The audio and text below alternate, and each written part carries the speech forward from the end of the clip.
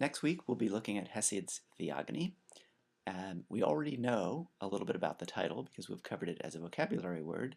The Theogony is the story of the birth of the gods. There are a couple of things to think about in a kind of prefatory way about this work. One is that the authorship is indeed uncertain. We have a name, Hesiod, and if you go to Wikipedia, you will learn all sorts of biographical details about Hesiod, which apparently crop up in his works. But I will tell you that scholars are divided about this question, and many people think that all of those biographical details that show up are really the product of myth and legend rather than any specific person having created these works. So Hesiod's author as a single person is as problematic as Homer, a single person. And we'll say more about the whole oral tradition when we get to Homer, and I'll talk about sort of ways of theorizing how these works came to be. Second thing to think about, Hesiod is conceived as a sort of a precursor to Homer.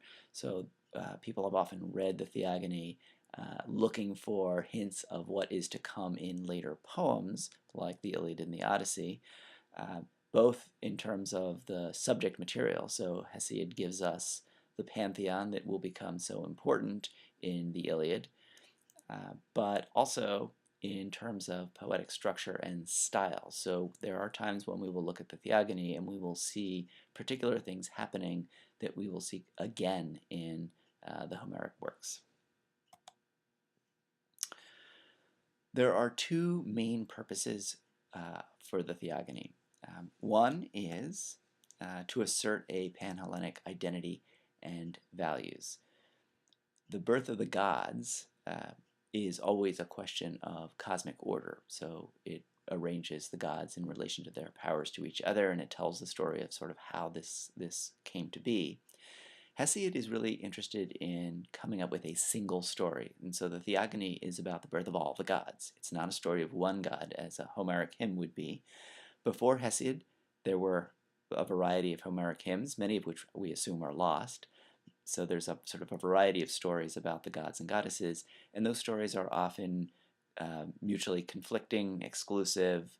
They're tied to particular regions.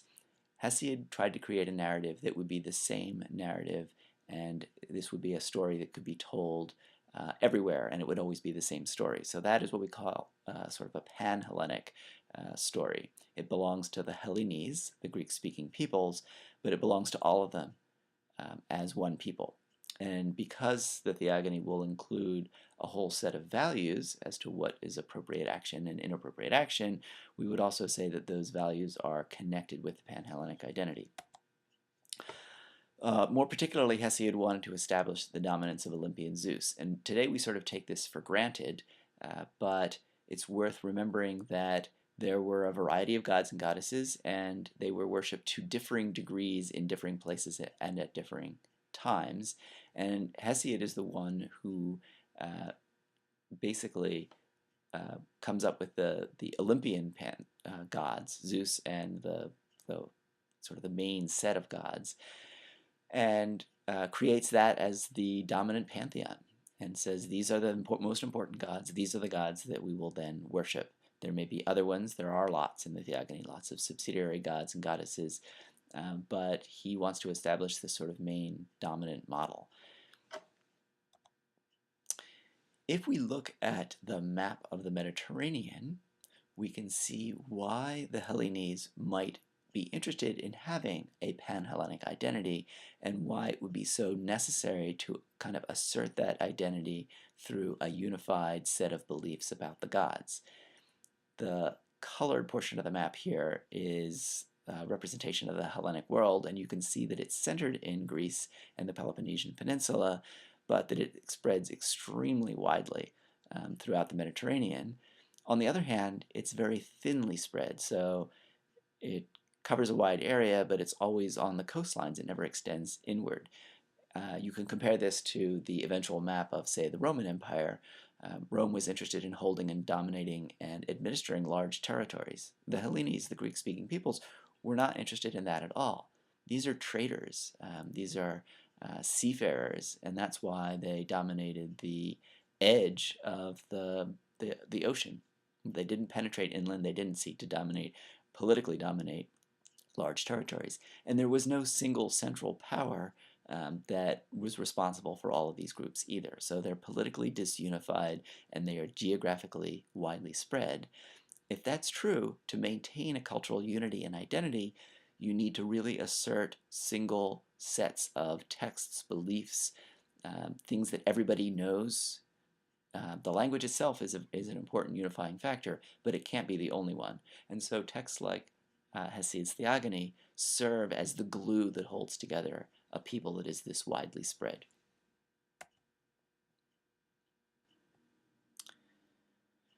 As you are reading the Theogony, I hope you will pay attention to the very strange aspects of this story.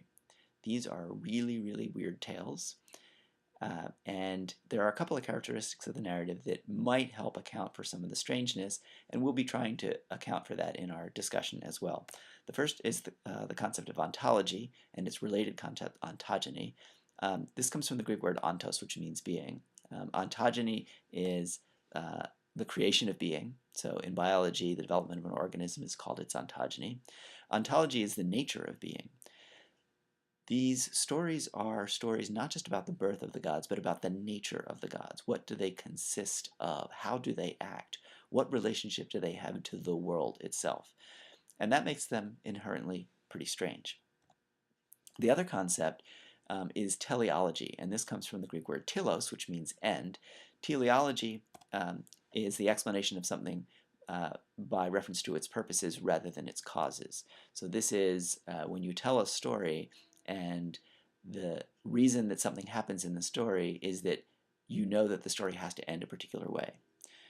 It's hard to describe it in that way, but you will see what it does to the narrative is it creates particularly strange effects, because we're used to thinking about cause and effect and causality as being a part of the nature of the cosmos, but these narratives are not as interested in causality as they are in retrospectively telling stories about the gods and goddesses that will let them live up to the being that they were known to have in the end. And again, it's hard to describe. It's easier to see it in action and to watch what it does to a straightforward narrative and how strange it makes it. Both of these things are weird, and we'll be paying a lot of attention to this. So I encourage you as you read this text to think about the strangeness and to look for things that just don't make sense or that puzzle you in some way. It's not because you're having trouble with the reading, it's because of the nature of what we are reading.